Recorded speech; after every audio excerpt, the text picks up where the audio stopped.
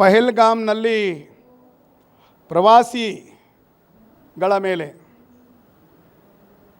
ಭಯೋತ್ಪಾದಕರ ದಾಳಿಯಾಗಿದ್ದನ್ನು ಅಮಾನವೀಯ ದಾಳಿಯನ್ನು ತಾವು ಹೇಳಿದ್ರಿ.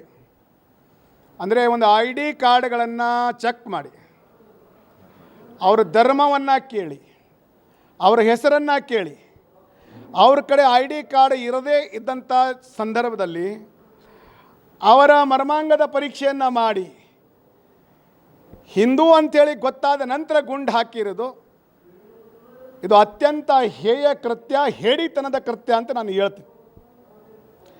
ನಿಶಸ್ತ್ರ ಇದ್ದಂಥ ಅಲ್ಲಿನ ಕಾಶ್ಮೀರನ್ನು ನೋಡಲಿಕ್ಕೆ ಹೋದಂಥ ಮುಗ್ಧ ಜನರ ಮೇಲೆ, ಪ್ರವಾಸಿಗರ ಮೇಲೆ ಈ ರೀತಿ ದಾಳಿ ನಡೆದಿದ್ದು. ಮತ್ತು ಇದರ ಹಿಂದೆ ನಮಗೆ ನೇರವಾಗಿ ಪಾಕಿಸ್ತಾನ ಮತ್ತು ಪಾಕಿಸ್ತಾನದ ಸಂಸ್ಥೆ ಆದಂಥ ISI ಕೈವಾಡ ಇದೆ ಅನ್ನುವಂಥದ್ದನ್ನು ನೇರವಾಗಿ ನಾನು ಹೇಳ್ತೇನೆ.